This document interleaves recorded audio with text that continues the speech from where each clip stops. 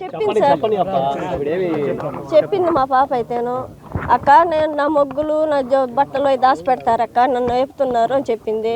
అమ్మ మనం అంత దూరం మీ చదువు కోసమేను పండితమ్మ, నువ్వు అవన్నీ పట్టించుకోవద్దు, సాధించాలరా, మీ డాడీ పేరు నిలబెట్టాలరా అని చెప్పేశారు. నేను పోయినప్పుడు అలా అదే చెప్పేది. మొన్న దసరా సెలవులకు కూడా వచ్చినప్పుడు కూడా చెప్పారు, రామ్మ ఇంటికంటే వద్దక్క ఎగ్జామ్స్ ఉన్నాయి, నేను పాస్ అవ్వాలి అని మంచి ర్యాంక్ తేవాలమ్మని చెప్పేశారు. ఆ వసమంటమ్మా ఈ పని చేస్తుందండి సార్, మాకు చెప్పండి సార్ మీరు. మా తోటి దసరా అప్పుడు మాట్లాడింది సార్, మొన్న కూడా ఫోన్లో మాట్లాడింది సార్, మా బాబాయిలు పడక పోయి చేయించారు, అది ఇది మాట్లాడింది సార్. అది మేము చెప్పలేదు సార్. నాకైతే పోయిన శనివారం కూడా నాతో మాట్లాడింది సార్, మాట్లాడిస్తారు అడిగిపోతే ఇద్దరు బావే చేస్తున్నాడు, అక్కే చేస్తున్నారు, అన్నయ్య చేస్తున్నారు, అందరిని అడుగుతారు సార్ మమ్మల్ని నలుగురిని. పిల్లలు మట్టుకుని నన్ను ఏపుతున్నారు అక్క, 2-3 సార్లు చెప్పింది సార్.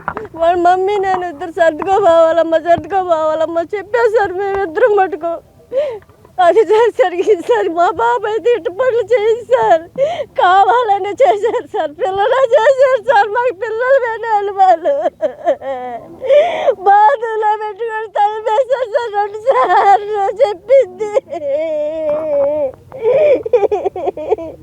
మేడం చెప్పుకుంటమ్మా అని అంటే వాళ్ళు పట్టించుకోరాక ఈ దొల్లపోతలు అనింది వాడితే. సార్ మా ఎంఈఓ గారు వాళ్ళ పాప ఈరోజు అక్కడ జరిగిన సంఘటన, ఆ పాప అట్లాంటి ధైర్యం కోల్పు పరిస్థితి ఎప్పుడు చేయదు. ఇంతకుముందు కూడా గతంలో అమ్మాయిని అరెస్ట్ చేసిన పరిస్థితులు స్కూల్లో ఉన్నాయి, అది స్టాఫ్ కూడా పట్టించుకోవాలేదనేది మాకు అభిప్రాయం ఉంది. అదేవిధంగా హడావిడిగా చేయడం కూడా ఈ పని కూడా చాలా ఇబ్బందికరం. కాబట్టి పోలీసులు కానీ అధికారులు కానీ దాన్ని నిజాయితీగా విచారణ చేసి ఇలాంటి తెలియకలను పిల్లకాయలు అక్కడికి వచ్చే పరిస్థితి, భయపడే పరిస్థితి కూడా రావడం చాలా దుర్మార్గం. ఇంత ముందు కూడా చెప్తున్నారు చాలామంది పేరెంట్స్, మేము మా పిల్లల్ని తీసుకెళ్ళిపోయామని కూడా చెప్తా ఉన్నారు.